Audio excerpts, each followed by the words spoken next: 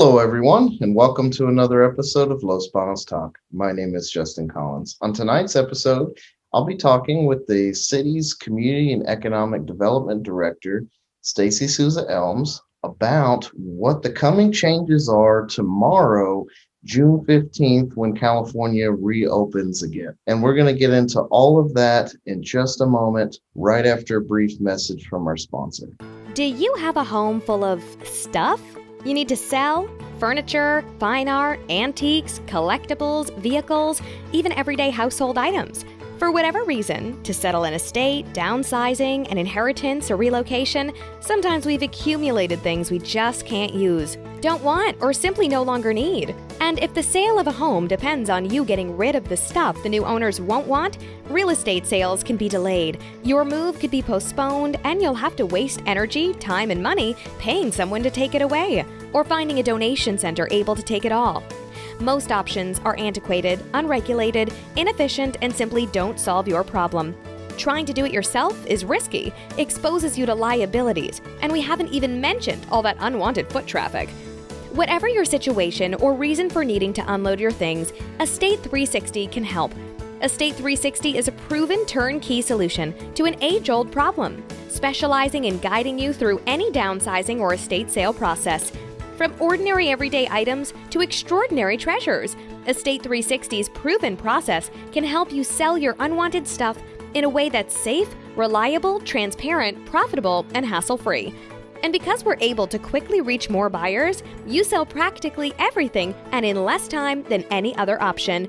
Click the Sell With Us link and we'll set up a free confidential consultation to guide you through a truly simplified process of selling everything.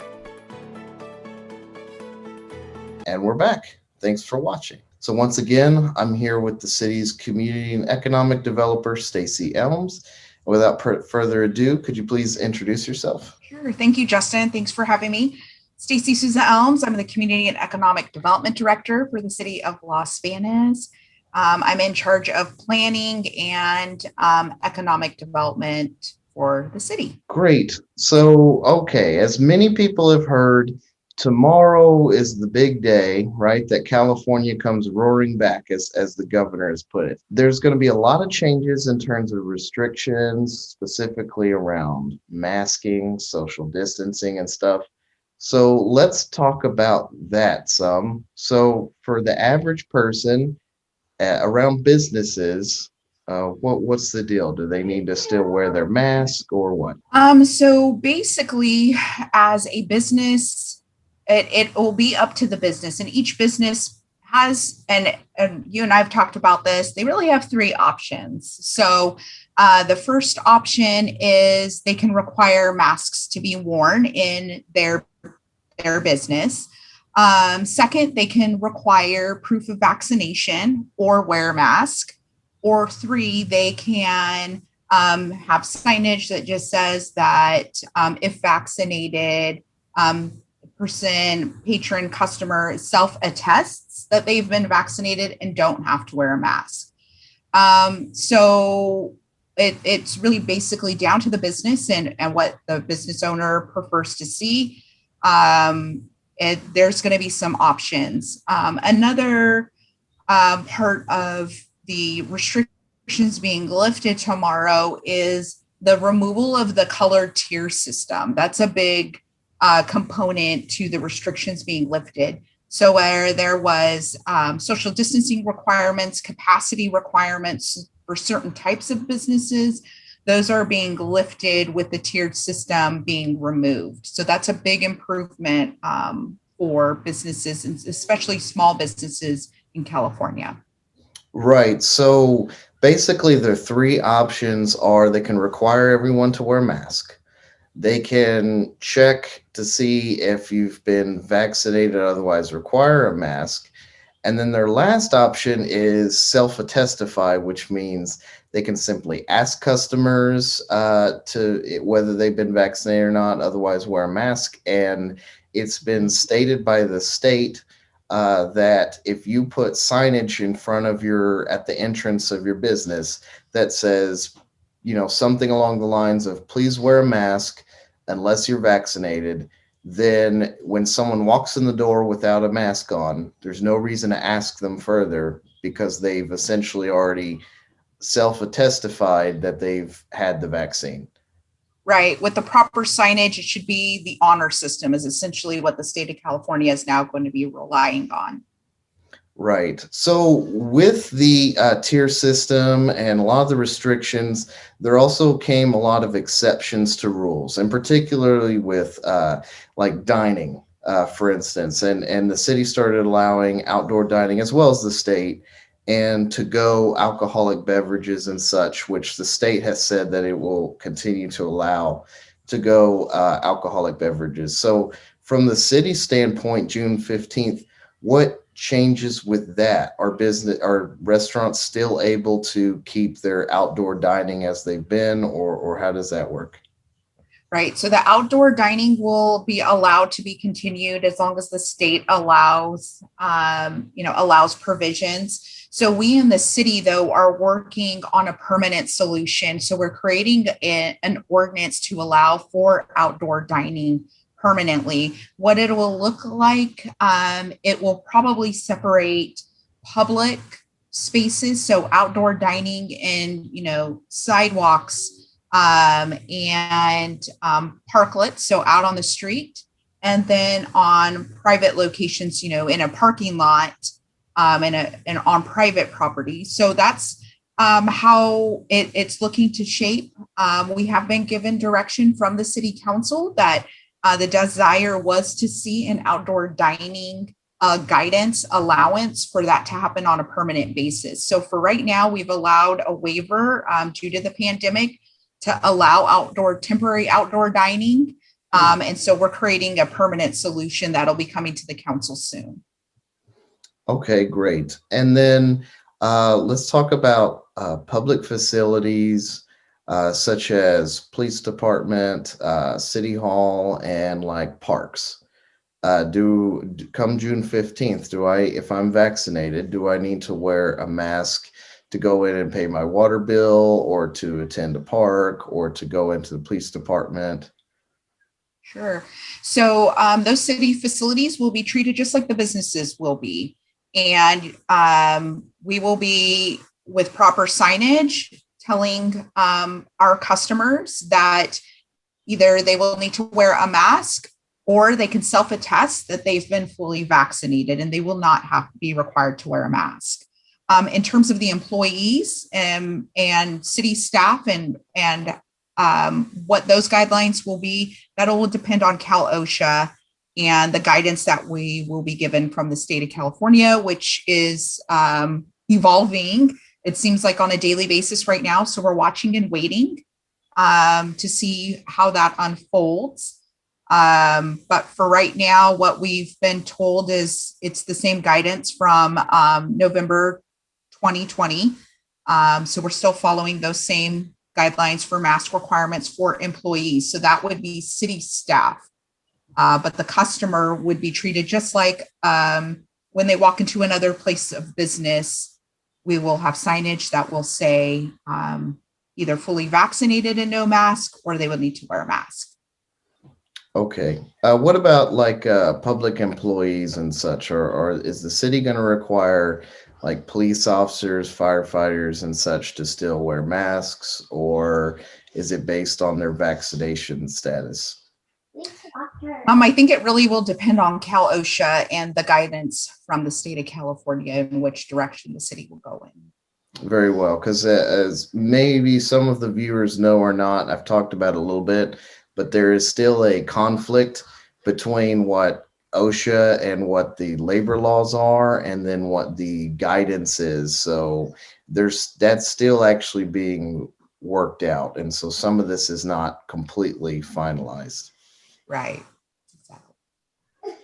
Great. So, Stacy, there's a few other things that went along with this color coding tier system that's no longer going away. So we no longer have to talk about being an orange tier, yellow tier, red tier. All of that goes away and it's now irrelevant.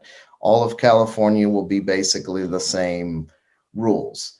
And with that, aside from masks, there's also social distancing requirements and requirements such as maximum occupancy.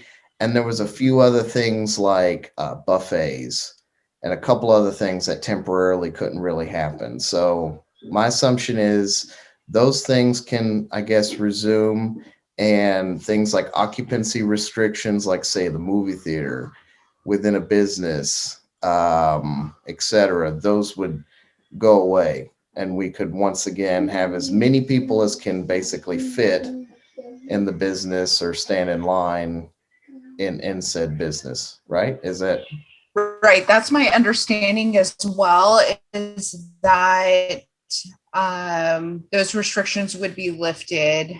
There are some exceptions to uh, individuals wearing, younger than 2, you're not required to wear a mask.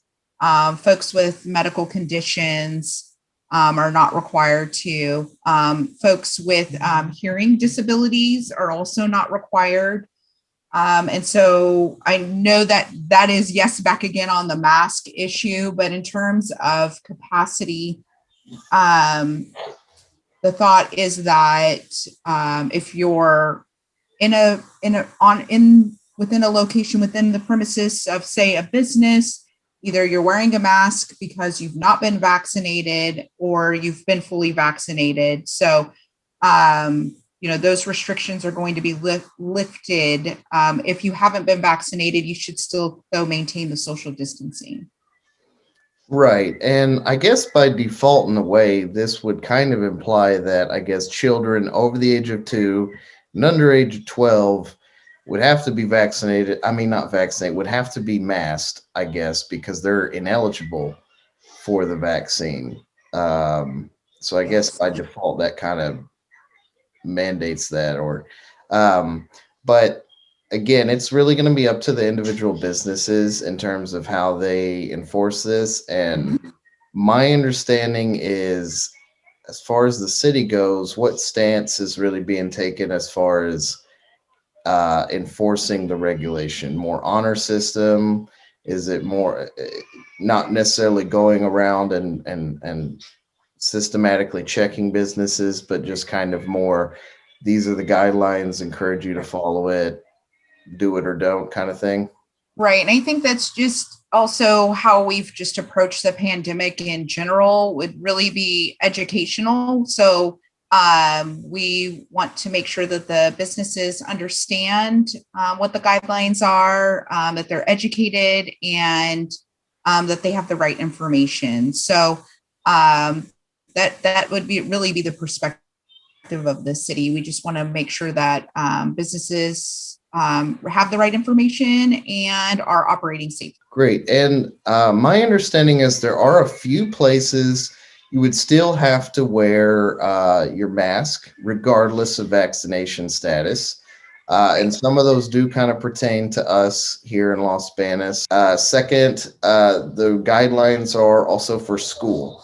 So that would be teachers, a parent visiting their kid, picking up their kid, principal, staff, etc. All of those individuals would also still have to wear masks regardless of whether they're vaccinated or not. Senior facility homes, care homes, as well as hospitals. So going to Memorial Hospital, you would still need to wear a mask. And then it also said airport. I don't recall if it was international or not, but we do have a municipal airport. So I suppose you'd have to wear a mask if you went there as well. Sure. Yeah, that's my understanding as well. That's under the transportation guidelines. Also, it would pertain to homeless shelters, emergency shelters, even cooling centers. So, we'll see our cooling center open up through the triple digits. And so that would be important to note that it would still technically be required in those areas. Correctional facilities, detention centers, we don't have one, but Merced County does. So it is still thought, still will be required to have masks worn. And also, in addition, to the school guidance, that should be changing prior to the school year starting, is what we're hearing. So we'll be waiting for guidance from the CDC on how that relates to schools K through 12. Right. So most places you won't have to, but there are a few exceptions, like we just mentioned. And so it sounds like if, like, for example, we use the community center as a cooling station, or even if a church becomes a cooling station or whatever, for that duration of time period that it's designated as that, they would then have to implement masks, but just for that time. Right. According to the guidelines, yes. So, Stacy, let's say I'm vaccinated or unvaccinated, doesn't matter, but I just want to wear my mask. If I want to wear my mask to a business, what changes then? What are the rules then? So the state guidelines state that you cannot be prevented from an activity or entering into a business because you want to wear a mask. So if you choose to wear a mask, you can't be stopped from participating in an activity, and that's your choice. Right. So I guess what we're saying is, if a business like had some policy like no masks allowed, that actually would be illegal. They couldn't actually do that. Right. Okay. During this time. All right, Stacy. Well, thank you so much for coming on and answering my questions. Is there anything else you'd like to let the audience know? Just that if citizens would like to research further into the guidelines and what is allowed and what's not allowed, I would suggest folks check out the state's website at covid19.ca.gov. There's a lot of resources, even down to Cal OSHA and where Cal OSHA stands. If there are businesses watching that are interested on how these new guidelines impact their business, check out the state's website. There's a lot of information and it's pretty user-friendly. And the guidelines are now more simplified. And if there are any further questions, feel free to reach out to me, and I'd be happy to help navigate through that system as well. All right. Well, thank you so much. If you haven't already, please like, follow, subscribe to Los Banos Talk. We have Facebook, Instagram, YouTube, Twitter, and of course, losbanostalk.com. Once again, my name is Justin Collins, and I hope you have a wonderful rest of your day.